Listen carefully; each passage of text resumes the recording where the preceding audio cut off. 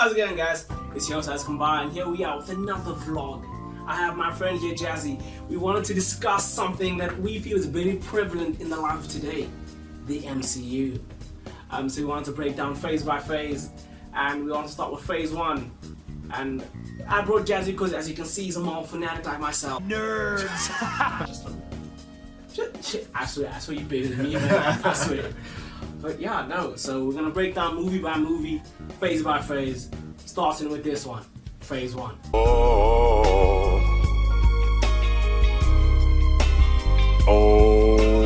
Right, what's the movie of choice? First movie, ironman. Ironman 1. Alright, released in 2011. 8. 8? Yeah. Thor 2011. Yeah. Okay, fair enough.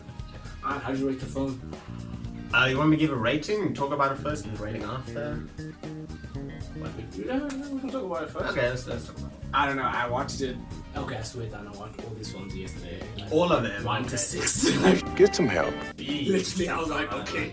So I watched it yesterday and I was like, I don't know, like you forget how good the movie really is. Like I felt that shit, this thing's actually quite great. Alright. Of course it's nitpicking here and there, but it's an origin film. Yeah. Look, I had like nitpicks, like stupid things, like like the dialogue can be corny at times, but I kind of like it. They have like these corny lines, like he's like, my turn, like sprays him with a fire, and Rhodey's like, next time, baby. It's like, it's corny, but it like makes the movie, like, it's like, when I first watched it was, 2008, I went to go watch it in the cinemas. I was young, okay, and so I remember like when it came out on DVD, yes, when we still used to watch DVDs, I mean, I swear I'd watch that movie every day. I loved it. So for me, I feel like this movie's more of like a nostalgic thing, like, it's still a great movie, don't get me wrong, but I think the reason I love it so much is more associated with, past times, we were young, life was good, I don't know, I watched it and I felt like it really, like, thinking like, I don't want to look at it holistically, Like, that's you have the to big look at thing. it, you have to look at it as a movie as itself, and you're like, Yeah. you don't want to look at phase 1 and then rethink about everything seen through phase 4. It's like, wow. Yeah, that's why I struggle with like trying to like review these things. Like you just want to talk about the future events, but True. you want to for this you want to look at it as a movie as it was in its time. And I think one thing that I noticed quite a bit was like I think Marvel was still trying to figure out the Marvel formula per se. This movie was quite like a serious film. It wasn't like your normal Marvel humor you'd associate with it today. It's not like you kind of like it like that. Like, Yeah. You don't need to be too playful. Yeah, Like, yeah. this isn't Guardians of the Galaxy. Like, Yeah, you want yeah. some tone of seriousness. But I feel like they balance that nicely. But like you said, with the corny ass jokes, like. No, you know what? Everyone says like, Guardians of the Galaxy is where it like really started getting like funny. And it's like I don't disagree. Like it did get like to a different level of humor in Guardians of the Galaxy. But I think with Guardians of the Galaxy, they were just willing to get more weird with it. True. I think when it really started getting funny, we'll talk about this a bit later, but I noticed the humor started picking up in Iron Man 2. Like, RDJ, they just like let him do whatever he wanted. Yeah. And it's like subtle things, he's really witty, so it will be really quick and you won't pick up on it. It's like I had to like even now, like rewatching it, there's things I pick up on. How would you rate the film? This film, I'd give it, so when I was rating it based on like my enjoyment and like, so if I were to watch the MCU, like let's say I'm not doing like a marathon, I just feel like watching a superhero movie. I'm rating it about how I would go about like watching, like what's the one I'd like watch the most. For me, that's Ragnarok. That's a no. Yeah. But for phase 1. For phase 1, I gave it, so when I was rating it, I gave it a 7.5 to 8. I'm leaning more towards the 7.5. Like it's still a good movie, like it's a really good movie, and it kicked off everything. But it's not the best, obviously. Right? I really thought 6 to 7. 6 to 7. I understand it wasn't great. I'm not hating. I understand. It's just realistically, if I look at a phase 1 film, my favorite phase 1 film is actually coming up next.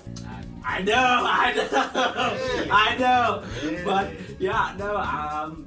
So this one, so it's up. This one, it's good. I understand it has a great sense of rewatchability, but I feel that a good 6 and 7 can. Yeah, I think where the Phase 1 films failed was the villains tended to be quite boring. Yeah, as we go on, you start to see the copy and paste formula. Because he had what's it? What is it? Iron.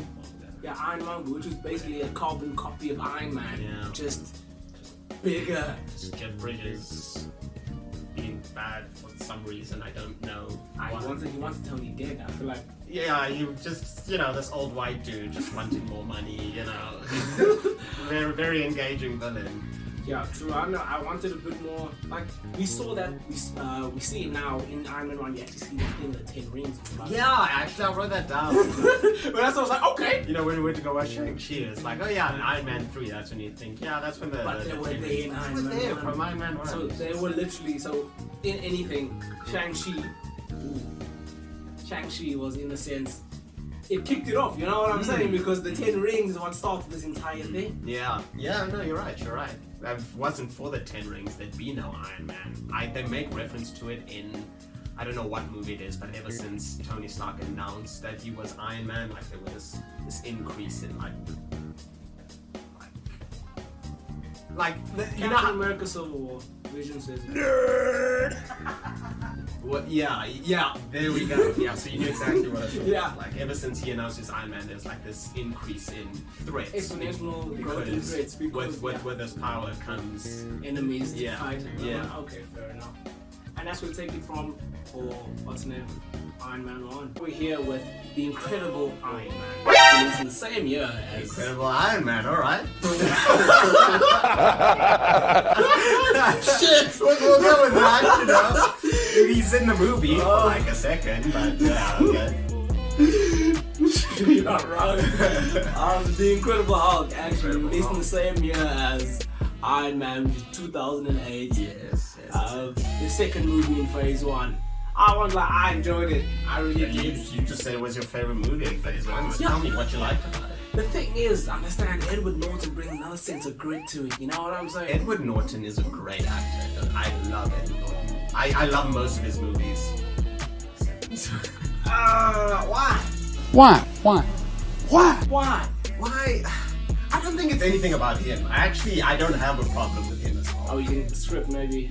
I think the movie as a whole is just a big letdown. It was just boring. Like, I know they said there was creative differences, like Edward Norton wanted it to go a certain way and the directors in the studio wanted it to go a different way, and that's why it didn't work out. That's why they recast him and stuff like that. So I feel like that shows in the movie. But first of all, what you liked, and then we'll get into the things what I liked about it, it showed, the man's real life struggle.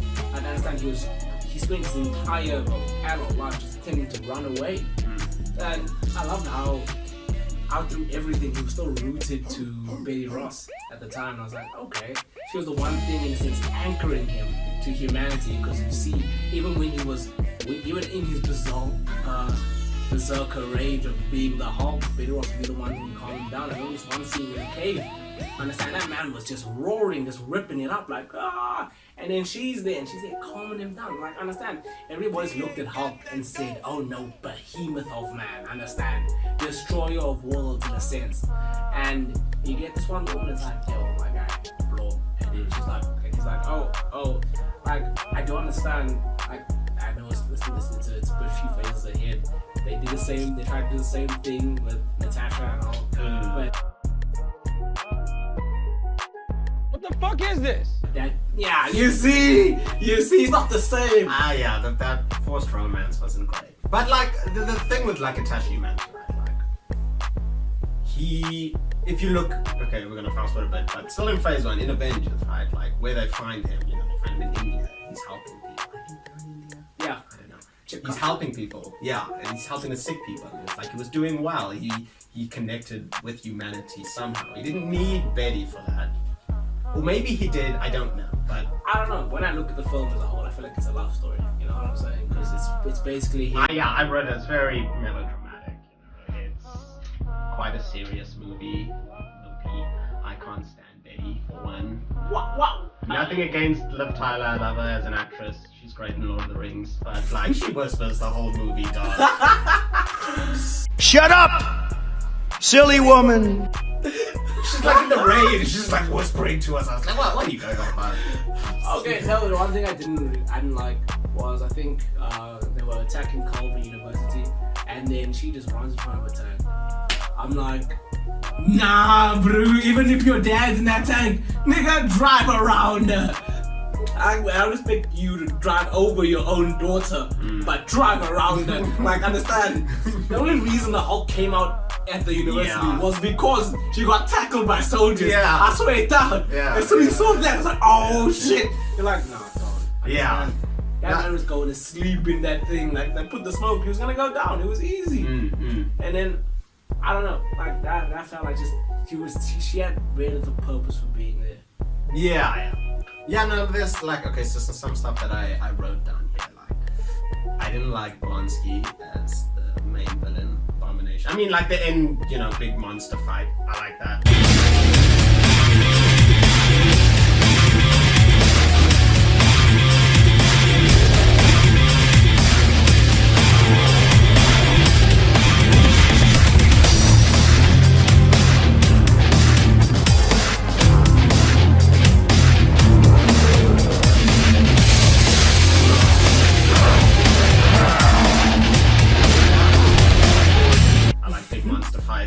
That's why I watched Kong vs. Godzilla. It was trash movie, but who doesn't want to see two huge monsters beat the hell out of each other? That's fun. I like that. But other than that, I feel like General Ross could have been more of an interesting villain if they just expanded on that story a bit, because he's got a huge link to Banner. Banner's in love with his daughter, and we're working together. He wants to weaponize the Hulk and experiment on him. And do you think they should have brought Red Hulk? I don't know if they had to bring him in this movie. It could have been an interesting future villain, but they could have expanded that more instead of having to have this big CGI monster battle at the end. I feel like wasn't that bad of a fight though? No, I liked it. Don't get me wrong, I liked the battle, but I don't think it was needed necessarily for that movie. We didn't need Blonsky as an antagonist in this movie. I did not like. True. The thing is, he was a soldier and then he got bested. Just a soldier, just some random dude who had a vendetta with the Hulk, so he became usually. I don't know. I found it boring. Also, one thing I just didn't understand about the movie. So it's only when his heart rate increases, right? Yes. So every time he's like, you don't want to make me angry, but he can't get freaky with it also. That brings me to another question. Is there a difference between angry Hulk and horny Hulk? Maybe he's like a beast in the bed. He's like, no, we can't do this, so he'll come out. Maybe he's different, Oh shit! I don't know. I never thought about it like that. Cause I know in the comics, Hulk's the angrier he gets, the bigger he gets, and that was even in the first movie. I don't know if you ever watched the Hulk with Eric Banner. No, first one, Jennifer Connelly. That's an eternity ago for me. Yeah. So in that movie, the angrier gets, the bigger he gets. That's one of the Hulk's features, right? So they don't have that in the MCU, but they're the main thing is you don't want to make him angry. They even mention in Avengers, I'm always angry, So that's his thing. But in this movie, it's if anything increases heart rate, if he runs too much, he's gonna become the Hulk. I saw that one because I remember when he was being chased by those guys. Yeah. He shoot the beep, beep, beep, beep. Yeah, so You're hold on, wait a minute. So it's not linked to his anger, it's just linked to his heart rate. So I don't really, it's a bit of an inconsistency. One you can look over, it doesn't matter really. It's just small nitpickings I have on the movie. I see you're not really a great fan of it. Yeah. Other than that, it was fine. Rating, I gave this one a 5. I'd watch it over Thor, but it's on the bottom. Really though? Yeah. Oh, okay, Thor's the next one. Thor is the next one. No, Wait, Iron Man 2 is the next one. But yeah. Huh. I know, I gave this one a 7. 7? What the fuck? Alright. Realistically. I genuinely, I look at it, I'm like, no, this is what, everybody says, I know, DC is so serious, but I feel like if you're looking for a serious film, That's the thing. It was a very serious film, and I think that's like you can make a serious MCU film and it can still be enjoyable. I mean, look at so Winter Soldier. Look at Civil War. You can have a serious MCU film and it can be good. I just don't think this was one per se. Understandable. It's not an awful movie. Like if it's on TV, I'm like, okay, cool. I'll finish it. But it's not something I got now. Like I feel like watching. Alright, fair enough. And another thing I just wanted to bring up: a Brazilian chick in the beginning. There's no purpose. They wanted to introduce this love interest. I like it's that. like why? And poof, she was gone. Yeah, like honestly, she could have been a more interesting love interest than Betty. Betty wasn't important.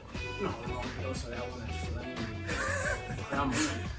Yeah, I hate this where they need to always have love interest. It's kind of like I get it, like that's what they're working towards. It gives them Sometimes it feels forced. relatability. It does give it, but like if you force it, it's annoying. Like work towards. Yeah, I feel like I can name 1,000 films. We'll get to that. And on to the next one. So now we're starting off from the sequel right after Iron Man 1, titled Iron Man 2. I don't know, what are your thoughts about it? I don't hate the movie. I think it's a lot of fun. There's a lot more humor in this one. I think I mentioned it earlier. The humor started picking up in the MCU movies here. It picked up here, and then Thor and Captain America not really, but origin stories. I don't. Fair. I think Robert Downey Jr. had a lot more freedom because, like, Iron Man was such a huge success. Everyone was like, okay, just let him do his thing. And I think that showed in the movie. The script was maybe a bit weak. Villains were. See, for me with the scripting, that's where it became a bit more convoluted because it feels like we're watching so many stories play out at a time. All right. Like, because suddenly, hi, I'm Nick Fury. Hi, I'm not sure if they got a name at the time, but hi, I'm Black Widow. Yeah. And then A, B. You're dying, but you're not dying. You got Tony's father part of S.H.I.E.L.D. and you got Ivan Vanko as well. Then you have the son of Ivan Vanko, and you're like, and you got Justin Hammer. see, so it's like it felt like it was just all over the place. I actually kind of like Justin Hammer. I think he's Okay, true, but that man was terrible. Like, he was wasted. He was wasted as a Really? potential villain. I don't think I think he could have been an interesting villain.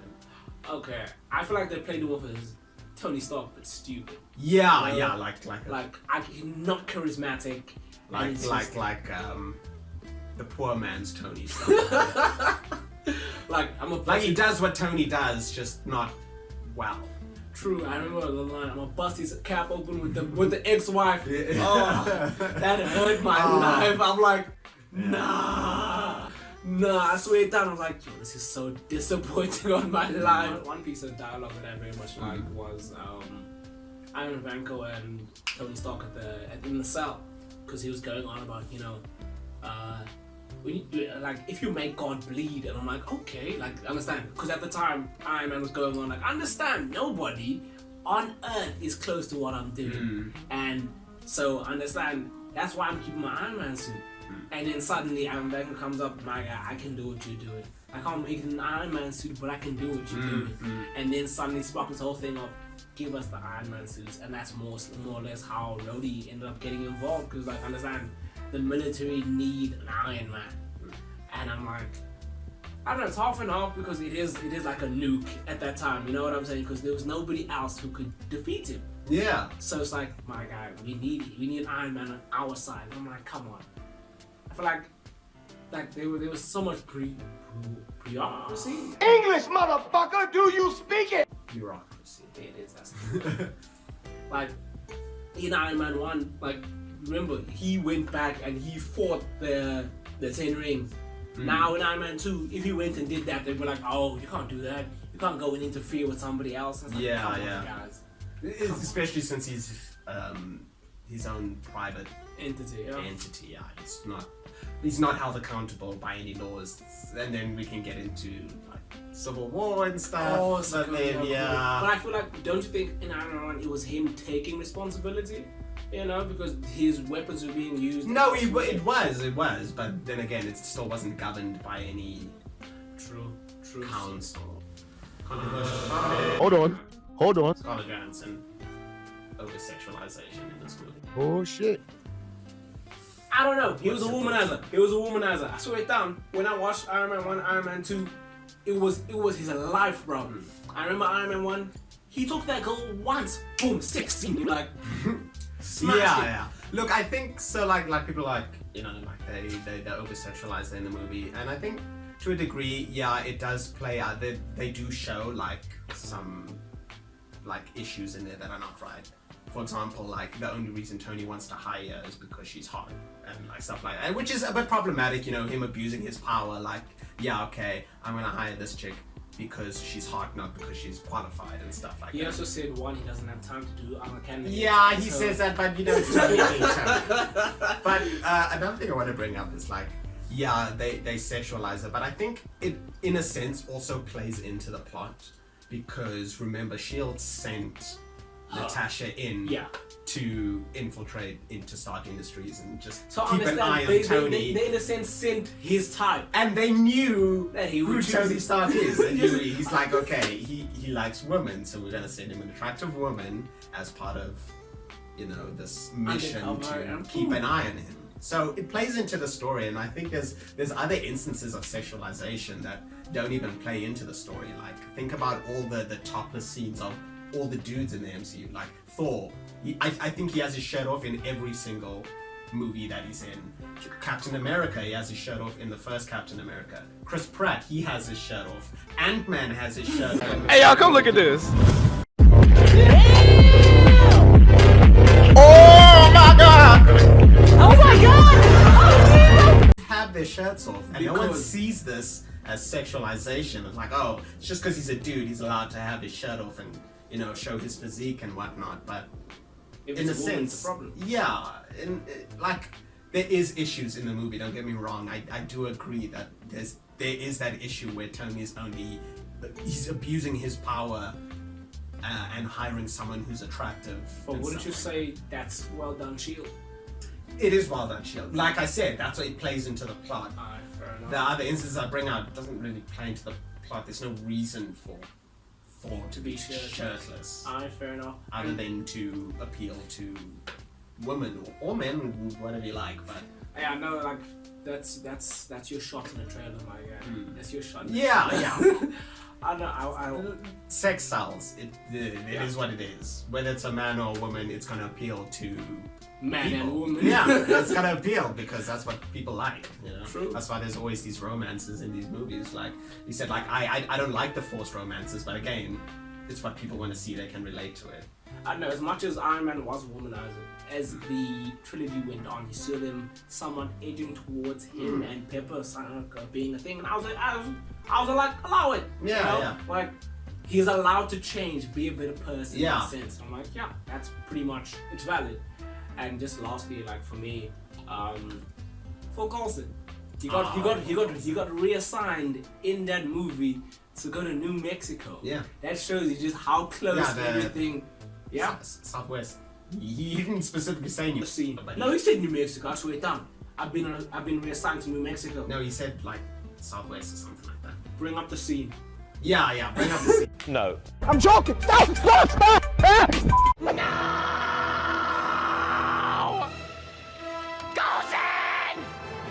Gozen, no! Oh God! You are the greatest man I ever knew! You will be avenged! You will be avenged! Yeah, bring up the scene. I swear it down. He said he's being reassigned to New Mexico. You sure? Yes, I watched it yesterday, Brahma. Okay, I'll believe you. Bring up the scene though, but And lastly, your rating. oh, my rating. I gave this one a 6. It's higher than Hulk because I'd rather watch this than Hulk, but lower than Iron Man 1 because it's nowhere near as good as Iron Man 1. Okay, now that I watch it again, like I always, the thing is, Iron Man 2 gets a lot of hate, and I was part of that team that was getting a lot of hate. But now that I've seen it again, I'll give it a solid 6. 6, alright, okay, real. Yeah, no, this one I can say not trash, and I would generally, who doesn't want to see an Iron Man just drinking and just having a good time? For me, the big thing, making that new element and just that connection with his dad was just like, like thing is, we say Iron Man, great, Tony Stark, but we always forget Howard Stark was, he was encumbered by the technology of his time. He said that word for word, bar for bar. Yeah. And I'm like, shit, nigga he was levels to it. Yeah. But yeah, that's time. I know my ratings might seem a bit biased. I think a bit of it is like nostalgia. Like I really enjoyed these movies growing up, and so I'm not going to give them like really cut ratings, like a 2 or 3. I don't think any of the MCUs will get that from me. 4 can get it below 5. Yeah, I know. Yeah, it can get low, but it'll never be like, oh, I hate this movie and stuff like that. I don't think I hate. There's very few movies I watch that I hate. So yeah. Got it on you, break it down and roll one. We like to smoke it for the man.